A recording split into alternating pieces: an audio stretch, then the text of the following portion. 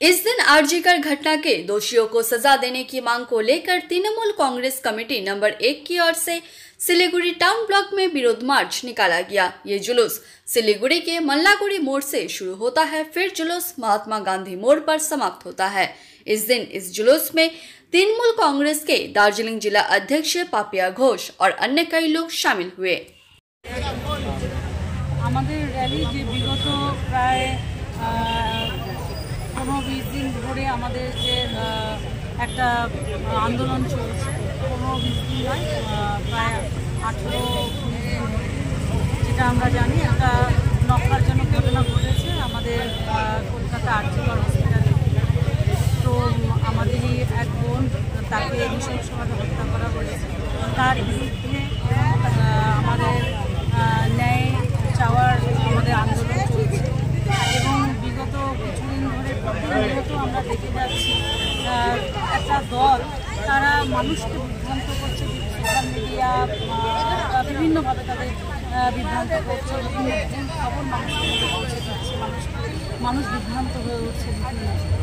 এবং গত 27 এবং 28 তারিখ আমরা একটা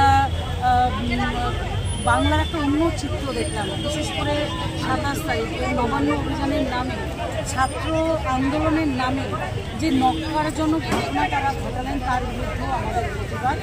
এবং আমাদের আরেকটা যেটা প্রতিবাদ, সেটা হচ্ছে আমাদের আন্দোলনের শুরু যেটা আমরা করতে চলেছি।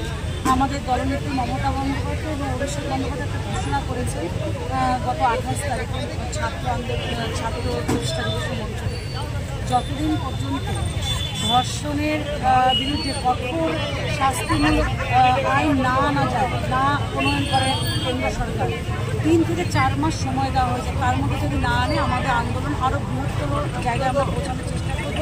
প্রয়োজনে আমরা আমাদের নেতৃত্বের সাথে দিল্লি রাজপথে গিয়ে আন্দোলনে আমরা ভর্তি হব।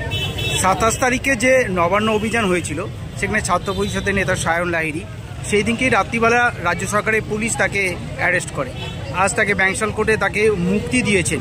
কি বলবেন? রাজ্য সরকার অ্যারেস্টও করলো, আজকেও তার মুক্তি পেলে, কি বলবেন? দেখুন, সে মুক্তি পেয়েছে কারণ আইন তো আইনের পথে চলেছে, রাজ্য সেখানে হয়তো নাক গলায়নি।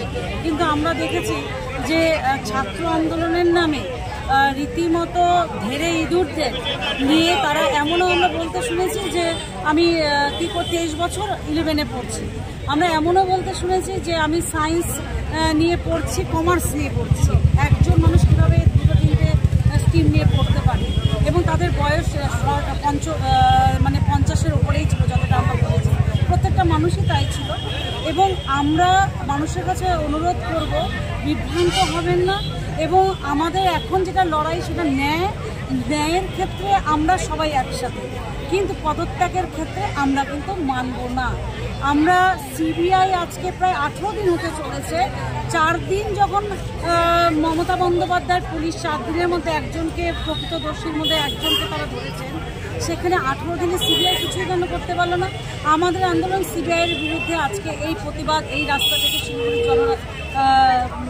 রাজপথ থেকে, যে এতদিন হয়ে গেলেও সিবিআই কেন কিছু করতে পারলো না। আমরা তো সিবিআইয়ের কাছে বিচার চাই। এবং এই যেটা বলবো, যে ছাত্র আন্দোলনের নামে যে একটা অরাজকতা সৃষ্টির একটা প্রচেষ্টা চলছে, আমরা সেদিনের যে আন্দোলন তাদের ছিল, যেটা নবান্ন অভিযান ছিল, আমরা তো জানি আইন কি বলে। আইন বলে যে কোনো এরকম কিছু কর্মসূচি নিলে আমাদের পুলিশের কিন্তু একটা পারমিশন আমাদের প্রয়োজন। তারা কোনো পারমিশন নেয়নি। এবং ন্যায় সংহিতা, যেটা নতুন আইন আমরা জানি, সেখানে 163 ধারা রীতিমতো বলা রয়েছে যে এরকম কিছু করতে গেলে অবশ্যই পুলিশের পারমিশন লাগবে। তাহলে তারা সেটা করলো না কেন? তার বিরুদ্ধে আমাদের প্রতিবাদ। তার মানে কি তারা অশান্ত বাংলাকে শান্ত বাংলাকে অশান্ত করতে চাইছে? তারা শুধুমাত্র রাজনীতি করতে চাইছে? তারা একটা বিশৃঙ্খলা সৃষ্টি করতে চাইছে? এর বিরুদ্ধে